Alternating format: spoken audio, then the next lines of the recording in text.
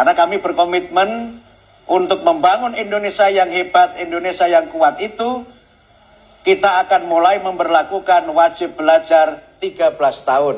Dan itu nanti PAUD, khususnya taman kanak-kanak, akan menjadi bagian dari wajib belajar yang memperkokoh dan memperkuat pendidikan nasional kita. Jadi, apa sih sebenarnya program wajib belajar 13 tahun ini? Assalamualaikum warahmatullahi wabarakatuh. Hai semuanya, perkenalkan saya Medisa Putrawalia, mahasiswi Universitas Negeri Jakarta, Angkatan 2025, Program Studi Pendidikan Guru Pendidikan Anak Usia Dini. Mungkin kita semua sudah tidak asing nih mendengar program wajib belajar 13 tahun. Sebelum kita lanjut, alangkah lebih baik kalau misalkan kita buat nih jadi beberapa poin untuk topik-topik pembahasan di selanjutnya. Yang pertama, apa itu program wajib belajar 13 tahun? Yang kedua, apa tujuan dari program ini? Ketiga, kapan program ini akan dilaksanakan? Keempat, pastinya kita akan membahas mengenai pendidikan PAUD di Indonesia. Dan kelima, terakhir adalah bagaimana ya kita bisa berpartisipasi dalam menjalankan program wajib belajar 13 tahun ini. Dari sumber yang ada, program wajib belajar 13 tahun adalah kebijakan baru pemerintah yang memperluas program wajib belajar dari sebelumnya, yaitu program wajib belajar 9 tahun menjadi 13 tahun, yang mencakup 1 tahun pendidikan anak usia dini, yaitu PAUD, hingga sekolah menengah atas, yaitu SMA atau sederajat. Tujuan dari program ini yaitu pemerintah ingin memperluas juga untuk pemerataan akses pendidikan yang bermutu. Tujuan lainnya yaitu untuk memperkuat fondasi pendidikan anak usia dini dan meningkatkan kualitas sumber daya manusia. Seperti yang disampaikan oleh Bapak Abdul Mukti nih, bahwa banyak penelitian menunjukkan mereka yang punya pengalaman pendidikan di tingkat PAUD memiliki learning sustainability yang lebih baik dibanding mereka yang tidak punya pengalaman di pendidikan PAUD loh. Kok bisa? Nah, menurut sumber lain menyatakan nih, sebuah studi baru yang diterbitkan dalam jurnal Child Development menunjukkan dengan kuat bahwa pendidikan usia dini berkualitas tinggi yang berkelanjutan dapat memberikan dampak jangka panjang. Penelitian ini mengikuti 814 subjek dari sampel asli hingga mereka berusia 26 tahun. Studi ini mencakup keluarga dari latar belakang berpenghasilan rendah, menengah, dan tinggi di beberapa lokasi di seluruh negeri dengan akses ke perawatan berkualitas tinggi, menengah, atau rendah ketika mereka masih anak-anak. Hebatnya, anak-anak dari latar belakang berpenghasilan rendah yang memiliki akses ke pendidikan usia dini berkualitas tinggi selama 24 atau lebih dalam 5 tahun pertama mereka lebih mungkin lulus dari perguruan tinggi dan memiliki gaji yang lebih tinggi pada usia 26 tahun.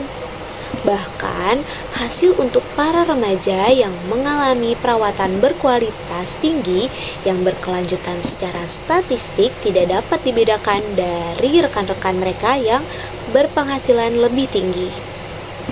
Pengasuhan dan pendidikan dini berbasis komunitas yang diberikan dalam skala besar dapat memberikan dampak jangka panjang dan dapat berfungsi sebagai katalisator bagi keberhasilan anak-anak di kemudian hari, terutama bagi mereka yang berasal dari lingkungan yang kurang mampu.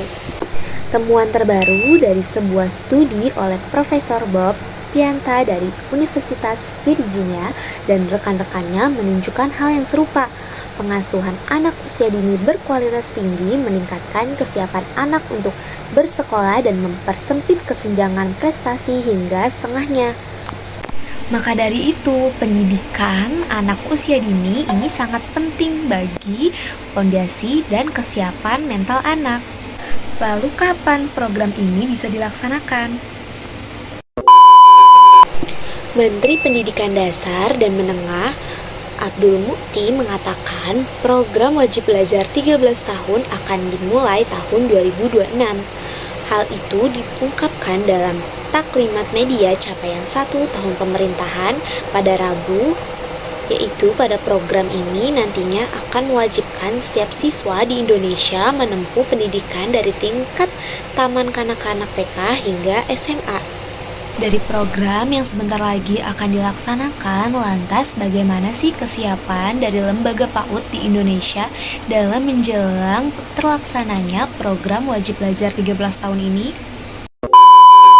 Dari sumber yang ada, menurut data terkini mencatat masih ada sekitar 233.000 guru yang belum berkualifikasi S1 atau D4. Mayoritas berasal dari jenjang PAUD formal dan SD. Bahkan dari 637.445 guru PAUD formal dan non-formal di seluruh Indonesia, hampir setengahnya belum bergelar sarjana loh. Bagaimana nih peran pemerintah dalam menghadapi hal ini ya? Menurut sumber, Kemendikbudristek meluncurkan program afirmasi kualifikasi akademik dengan menyasar guru yang belum memiliki ijazah sarjana atau diploma 4, berusia maksimal 55 tahun dan terdaftar di Dapodik. Seleksi tidak hanya berbasis dokumen formal, tetapi juga mempertimbangkan portofolio pengalaman mengajar, partisipasi seminar, hingga keterlibatan dalam kegiatan pembelajaran. Direktur Guru PAUD dan PNF yaitu Suparto menyoroti skema rekognisi pembelajaran lampau atau biasa disebut dengan RPL yang memungkinkan guru berpengalaman menuntaskan studi lebih cepat. 2 semester bagi guru berusia 47-55 tahun dan rata-rata 2-4 semester bagi guru yang berusia di bawah 47 tahun. Sebagai bentuk dukungan nyata, pemerintah memberikan bantuan maksimal 3 juta per semester per guru. Tahun 2025, program ini menargetkan 12.500 peserta terdiri atas 6.745 guru TK dan 5.755 guru SD yang akan menempuh studi di 91 LPTK di seluruh Indonesia. Namun sejumlah tantangan muncul nih, mulai dari rendahnya motivasi guru senior, kendala kesehatan, hingga jarak ke lokasi kuliah. Untuk itu, pembelajaran mode daring dan hybrid dimaksimalkan agar guru dari pelosok tetap memiliki akses setara.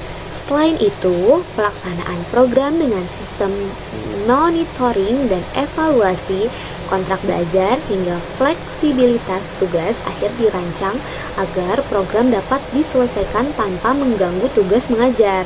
Selain peningkatan kualifikasi guru, Kemendikbudristek juga menyiapkan Grand Design wajib belajar 13 tahun yang mencakup 9 tahun pendidikan dasar, 3 tahun menengah, dan 1 tahun prasekolah. Upaya ini dilakukan melalui perluasan layanan PAUD formal dan non-formal, membangun unit sekolah baru, penegrian PAUD, revitalisasi satuan PAUD, serta pembangunan model PAUD SD satu atap di daerah 3T yang minim akses. Program transisi PAUD ke SD yang menyenangkan juga diperkuat agar capaian pembelajaran PAUD selaras dengan SD kelas 1 sampai 2. Sejak 2023, kurikulum dan buku sudah disesuaikan untuk memastikan tidak ada jarak antara pembelajaran PAUD dan SD. Kami ingin transisi berlangsung mulus dan menyenangkan bagi anak. Dan dalam bentuk biaya, peneliti artikel 33 yaitu Muhammad Alfi Aulia Ilma menilai wajib belajar 13 tahun menimbulkan konsekuensi terhadap biaya pendidikan. Karena negara yang mewajibkan, seharusnya pemerintah juga sudah siap menjamin penyelenggaraan pendidikan sejak PAUD hingga SMA. Jadi, ketika negara mewajibkan seluruh warga negaranya berpendidikan, maka negara juga harus menanggung seluruh biaya pendidikan bagi warga negaranya, kata Alfi dalam diskusi forum kajian pembangunan FKP oleh artikel 33 di Jakarta. Dalam aspek pembiayaan, pemerintah terus menyalurkan dana bantuan operasional satuan pendidikan atau biasa disebut BOSP yang berasaskan keadilan. Program Indonesia Pintar atau biasa disebut PIP untuk 18,9 juta siswa dan beasiswa afirmasi pendidikan menengah atau biasa disebut ADEM khususnya bagi murid dari Papua. Semua program itu akan terus dilaksanakan, terlebih anggaran Kemendikdasmen tahun 2026 naik menjadi 55,4 triliun atau sekitar 7% dari 20%, yaitu 757,8 triliun anggaran pendidikan dalam APBN. Namun, dari 13,43 triliun alokasi untuk PIP belum mencakup PIP PAUD. Nah, Nandana juga mendorong nih pemerintah daerah yaitu Pemda untuk membantu pembiayaan siswa di sekolah swasta, misalnya dengan subsidi agar siswa miskin bebas biaya, sebab pemegang porsi terbesar dari mandatori anggaran pendidikan dalam APBN adalah pemerintah daerah. Sebenarnya, pendidikan ini menjadi urusan wajibnya daerah.